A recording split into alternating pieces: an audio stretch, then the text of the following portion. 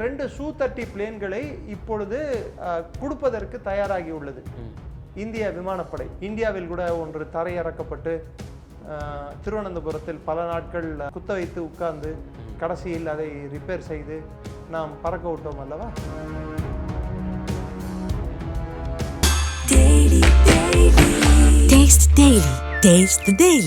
அச்சுறுத்தல் இந்தியாவுக்கு அதிகமாயிடுச்சா இல்ல எச்சரிக்கையா? மற்ற நாடு அதிகப்படியான உபகரணம் வெளிநாட்டுல இருந்து வாங்கியிருக்கா, உள்நாட்டுல இருந்து உற்பத்தி பெருகி தயாரிப்பு தான் அப்படி சொல்லுங்க சார். 1980களிலுமே ஆரம்பிச்சிருக்காங்க. இவ்வளவு நாள் ஏன் சார் அது தாமதமா? சைனா கிட்டத்தட்ட $25 பில்லியன் அவர்கள் இன்ஜின் தயாரிப்புக்கே ஒரு நிதி ஒதுக்கியுள்ளார்கள். நம் இந்தியா பல காலகட்டங்களில் வெளிநாட்டு விமானங்களை வாங்குவதற்கு காட்டிய ஸ்ரத்தையும் காட்டிய அந்த ஒரு உத்வேகத்தையும் உள்நாட்டு தயாரிப்புகளுக்கு நாம் காட்டவில்லை. உற்பத்தியை டாடா, ரிலையன்ஸ், அதானி அவர்கள் இதற்கென்றே டிஃபென்ஸ் எஸ்டாப்ளிஷ்மெண்ட்டுகள், டிஃபென்ஸ் கம்பெனிகள் ஏற்படுத்தி இதை செய்கிறார்கள்.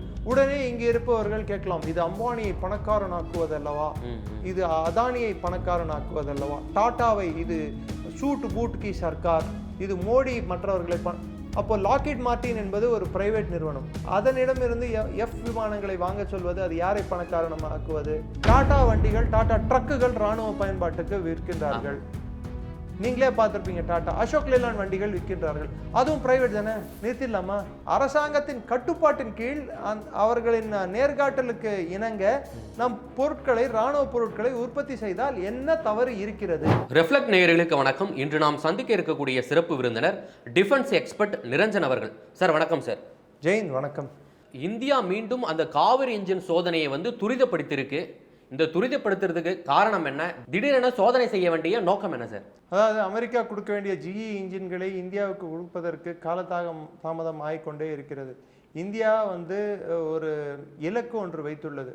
கிட்டத்தட்ட 60 ஸ்குவாடன்கள் விமானப்படைக்கு வேண்டும் என்று. அதற்கு தோதாக இன்று பிரான்சில் இருந்து ரஃபேல்களையும் ரஷ்யாவில் இருந்து Su-57 என்ற விமானங்கள், அது கிட்டத்தட்ட அமெரிக்காவின் F-35, அதாவது கொத்தாரில் சென்று தாக்கியவல்லவா F-35 சீரீஸ், இந்தியாவில் கூட ஒன்று தரையிறக்கப்பட்டு திருவனந்தபுரத்தில் பல நாட்கள் குத்த வைத்து உட்கார்ந்து கடைசியில் அதை ரிப்பேர் செய்து நாம் பறக்க விட்டோம் அல்லவா. அந்த விமானத்துக்கு இணையான விமானம், ஆனால் அதோட சிறந்த விமானம் Su-57. Su-30 என்ற விமானம் 1996 திரு நரசிம்மராவ் இருந்த காலத்தில் அது முதலில் அதற்கு கையெழுத்து இடப்பட்டது. வாஜ்பாய் அவர்கள் இருந்த காலத்தில், பிரதமராக இருந்த காலத்தில் அது நமக்கு கொடுக்கப்பட்டது. இன்று வரை அது Su-30 என்ற விமானம் அது சிறப்பாக செயல்பட்ட விமானங்களில் உலகத்திலேயே மிக சிறந்த விமானங்களில் ஒன்றாக கருதப்படுகிறது. ஆபரேஷன் சிந்தூரிலும் அது பயன்படுத்தப்பட்டது. Su-30 MKI. அது இந்தியாவுக்காகவே மாற்றப்பட்டது. அதே போன்று Su-57 புட்டின் இந்தியாவுக்காகவே மாற்றி கொடுக்கிறேன் என்று அவர் அறிவித்துள்ளார். அதாவது நம்ம சொல்லுவோம் பாத்தீங்களா, பைக்ல நமக்கு ஸ்பெஷல் மாடிஃபிகேஷன், எனக்கு தகுந்த மாதிரி மாற்றங்களை செய்து கொடுக்கவும் அப்படின்ட்டு, அது மாதிரி இந்தியாவுக்கென்றே மாற்றங்கள் செய்து கொடுக்க தயார். இதே போன்றுதான் ரஃபேல். ஸோ இந்த விமானங்கள் தவிர்த்து இந்தியாவிலேயே உற்பத்தி செய்யப்படும் லைட் காம்பேட் ஏர்கிராஃப்ட் என்று அழைக்கப்படும் LCA, MK1, MK1A, MK2 இதற்கு இன்ஜின்கள் தேவைப்படுகின்றன. அதற்கு தேவையான த்ரஸ்ட், அதாவது பூமியில் முதலில் அந்த இன்ஜினை டெஸ்ட் செய்வார்கள். அதற்கப்புறம் வான்வெளியில் அதை டெஸ்ட் செய்வார்கள். அதற்கப்புறம் அந்த வான்வெளியிலும் கொஞ்சம் அதிக உயரத்தில் டெஸ்ட் செய்வார்கள். அப்பொழுது அதன் இன்ஜின் வேலை எப்படி இருக்கிறது, அதன் உள்ளே இருக்கும் ஃபியூயல் கரெக்டாக, அதாவது எரிபொருள் சரியாக போய் சேர்கிறதா, அதற்கு தேவையான அந்த வேகமும் அந்த த்ரஸ்ட் அப்படின்வாங்க அது கிடைக்கிறதா, இல்லை அதன் இன்ஜின் திடீரென்று ஷட் ஆஃப்னு சொல்லுவாங்க, அணைந்து போகிறதா, இதையெல்லாம் டெஸ்ட் செய்ய வேண்டும். இதற்கு 2 Su-30 பிளேன்களை இப்பொழுது கொடுப்பதற்கு தயாராகி உள்ளது இந்திய விமானப்படை. அதில் இந்த இன்ஜினை டெஸ்ட் செய்த பிற்பாடு திரும்பி LCAவில் இதை பொருத்துவதற்கான ஆயத்த பணிகள் நடக்கின்றன. எனக்கு தெரிந்து 1 இல்லை 2 ஆண்டுகளுக்குள் இந்த பணிகள் முடிந்துவிடும். அதற்குள் அடுத்த AMCA, advance medium combat aircraft, அது இந்தியாவிலேயே தயாரிக்கப்படும் ஒரு விமானம். அதற்கும் இந்த இன்ஜின் பொருத்தப்பட வேண்டும் என்பது இந்திய அரசின் ஒரு எண்ணமாக இருப்பதால் எல்லா விஷயங்களுக்கும் தோதாக இருக்கும் இந்த இன்ஜினை முதல் கட்டமாக டெஸ்ட் செய்து அதற்கப்புறம் இதன் அட்வான்ஸ் வெர்ஷனை, அதாவது அடுத்த கட்டத்தை, சில நேரங்களில் விமானம் நன்றாக இருக்கும், இன்ஜின் பழுதடைந்தால் இன்ஜினை மாற்ற வேண்டிய கட்டாயம் ஏற்படும் போது அது உற்பத்தி நமக்கு தேவை, அதற்கு தேவையான உபகரணங்கள் தேவை. அது கொடுக்காமல் போய்விட்டால் இன்ஜின் இருக்கும், ஆனால் உபகரணங்கள் இல்லை என்றால் அது செயல்படாது. உள்ள ஸ்பேர் கியர்ஸ் எல்லாமே இருந்தால் தான் உள்ள ஸ்பேர் பார்ட் இருந்தால் தான் ஒர்க் பண்ணும். அதை தவிர்ப்பதற்கு தான் இந்த ஆயத்த பணிகள் நடக்கின்றன. இந்த காவேரி இன்ஜின் வந்து எங்கே தயாரிக்கப்பட்டது, அதனுடைய சிறப்பம்சம்? பெங்களூர் HAL. சரி, ஏன்னா இது வந்து 1980களிலுமே ஆரம்பிச்சிருக்காங்க. இவ்வளோ நாள் ஏன் சார் அது தாமதமா? பணம் அதற்கு தேவையான நிதி ஒதுக்கீடு. சைனா கிட்டத்தட்ட $25 பில்லியன் அவர்கள் இன்ஜின் தயாரிப்புக்கே நிதி ஒதுக்கியுள்ளார்கள். நம் இந்தியா வந்து பல காலகட்டங்களில் வெளிநாட்டு விமானங்களை வாங்குவதற்கு காட்டிய ஸ்ரத்தையும் காட்டிய அந்த ஒரு உத்வேகத்தையும் உள்நாட்டு தயாரிப்புகளுக்கு நாம் காட்டவில்லை. ஆபரேஷன் சிந்தூர் பிறகு நாம் கற்றுக்கொண்ட பாடங்கள், உள்நாட்டு தயாரிப்பை மேம்படுத்தினாலே நமக்கு தேவையான அந்நிய செலாவணியும் மிச்சப்படுத்தலாம், நமக்கு தேவையான உபகரணங்களையும் நாம் போர்க்கருவிகள் உபகரணங்களையும் நாம் இங்கேயே தயாரிக்க முடியும் என்பதை உலகம் மட்டுமல்ல, இந்தியர்கள் மட்டுமல்ல, அரசு இராணுவம் கற்றுக்கொண்ட பாடம். ஓகே சார், 2025 பார்த்தீங்கன்னா அதிகப்படியான வந்து பாதுகாப்பு உபகரணங்கள் வந்து இந்தியா வாங்கியிருக்கு. என்ன காரணம்? பாதுகாப்பை வந்து அச்சுறுத்தல் இந்தியாவுக்கு அதிகமாயிடுச்சா, இல்லை எச்சரிக்கையா மற்ற நாடு? அதிகப்படியான உபகரணங்கள் வெளிநாட்டிலேருந்து வாங்கியிருக்கா, உள்நாட்டிலேருந்து உற்பத்தி பெருகி தயாரிப்பு தான் அப்படி சொல்லுங்க சார். ஓகே சார், வாங்கியிருக்கேன்னா திரும்பி தப்பா போயிடும். கிட்டத்தட்ட உள்நாட்டில் இருந்து நடந்திருக்கக்கூடிய உற்பத்தி 1,27,000 கோடியோ 1,40,000 கோடி இந்த நடுவில் நடந்திருக்கு. ஆண்டுக்கு ஆண்டு இது 17% மேல் வளர்ந்து கொண்டே போகிறது. ஓகே, வெளிநாட்டுக்கு நாம் எக்ஸ்போர்ட் செய்யும் உபகரணங்களே கிட்டத்தட்ட 23,000 கோடி நாம் எக்ஸ்போர்ட் செய்து கொண்டிருக்கிறோம். 23,000 கோடி. ஓகே, ஸோ உள்நாட்டு உற்பத்தி பெருகுவதற்கு ஒரு முக்கிய காரணம் இங்கேயே வந்து பிரைவேட் செக்டாருக்கு நாம் நீங்களும் இதில் சேர்ந்து கொண்டு உபகரணங்களை நீங்கள் தயாரிக்கலாம். ரிசர்ச் வந்து இன்னும் கவர்மெண்டின் கட்டுப்பாட்டில் தான் உள்ளது, DRDO கட்டுப்பாட்டில் தான் உள்ளது. ஆனால் மேனுஃபேக்சரிங்கை வந்து, அதாவது உற்பத்தியை வந்து டாடா, ரிலையன்ஸ், அதானி அவர்கள் இதற்கென்றே டிஃபென்ஸ் எஸ்டாப்ளிஷ்மெண்ட்டுகள், டிஃபென்ஸ் கம்பெனிகள் ஏற்படுத்தி இதை செய்கிறார்கள்.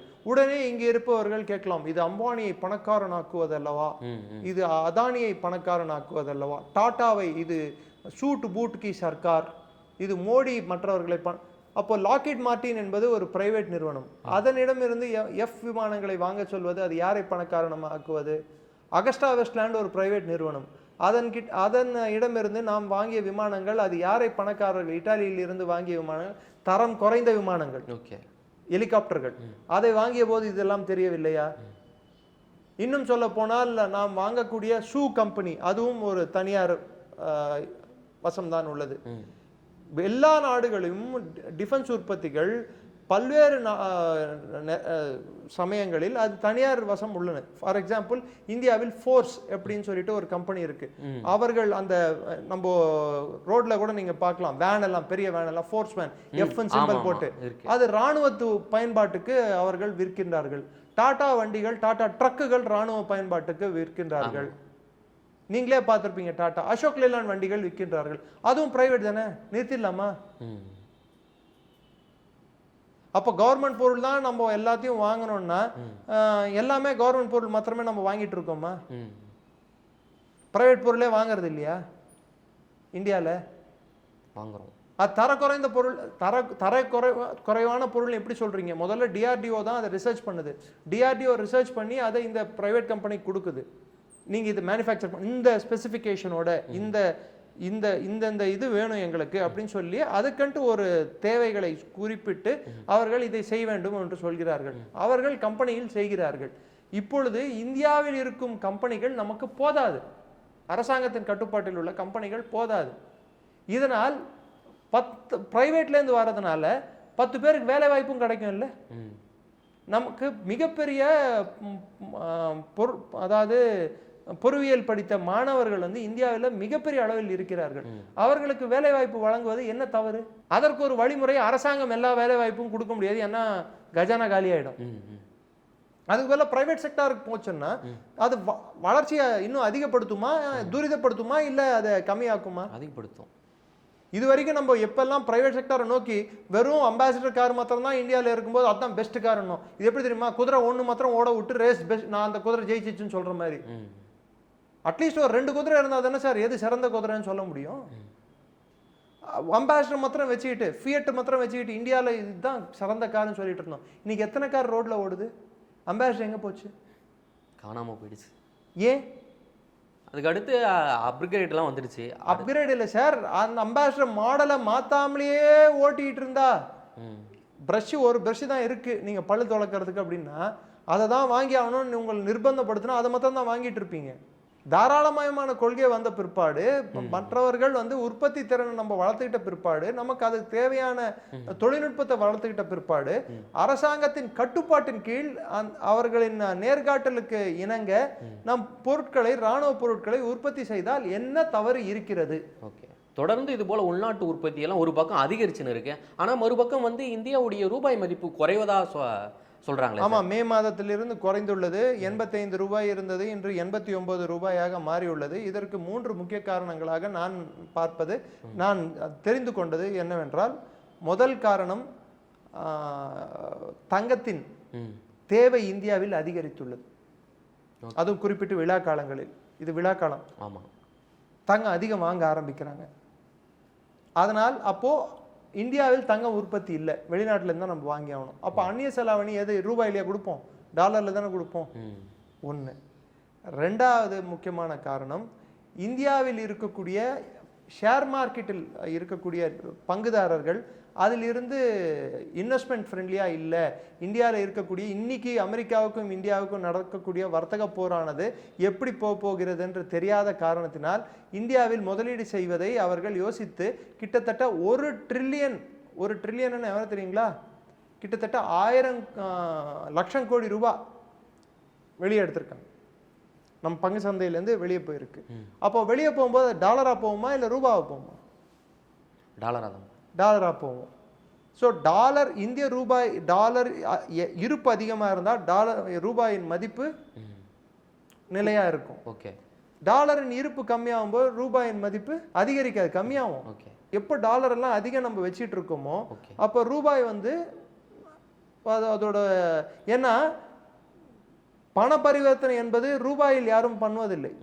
இன்னும் அந்த நிலைக்கு நிறைய நாடுகள் அதை நோக்கி தான் நம் பயணமாகி இருக்கிறது. ஆனால் இன்னும் வர்த்தகம் பல்வேறு நாடுகளுடன் டாலரில் தான் நடக்கிறது. மூன்றாவது முக்கியமான காரணம், ட்ரம்ப் வந்து விதித்துள்ள இந்த டாரிஃப், இந்த 50%. இதனால் அமெரிக்காவுக்கும் இந்தியாவுக்கும் நடக்கக்கூடிய வர்த்தகம் அட்லீஸ்ட் ஒரு 2.2% 3% அடி வாங்கியுள்ளது. அதன் தாக்கமும் அதன் அழுத்தமும் நம் ரூபாய் மீது தெரிகிறது. இது இப்பொழுது நடக்கக்கூடிய விஷயங்கள். தொலைநோக்கு பார்வையோடு பார்த்தால் இந்த H1B விசா அதுவும் நம் மீது ஒரு தாக்கத்தை ஏற்படுத்தும். முதல் தாக்கம், இந்தியாவில் இருந்து சாஃப்ட்வேர் கம்பெனிகள் ஆட்களை அனுப்புவதும், அங்கே அமெரிக்காவில் இருந்து வரக்கூடிய நிதி இந்தியாவுக்கு வரக்கூடிய அதாவது அந்நிய முதலீடும் குறையும். பிளஸ் இந்தியாவிலிருந்து H1B விசாவில் போய் அங்கே போய் பணிபுரியவர்கள் இங்கே இந்தியாவுக்கு பணத்தை திரும்ப அனுப்புவார்கள். ஆமா, அதுவும் குறையும், குறைய வாய்ப்புகள் உள்ளது. அதாவது நம் பணத்தை ஈட்டுவது அது குறைவதற்கான வாய்ப்புகள் உள்ளது. இதனாலும் இந்திய பொருளாதாரத்தின் மீது அழுத்தம் அதிகரிக்கும். ரொம்ப நன்றி சார், நேரில் வந்து பல்வேறு தகவல்களை எங்களுடன் பகிர்ந்தமைக்கு. ஜெயின், நன்றி. Taste the Daily.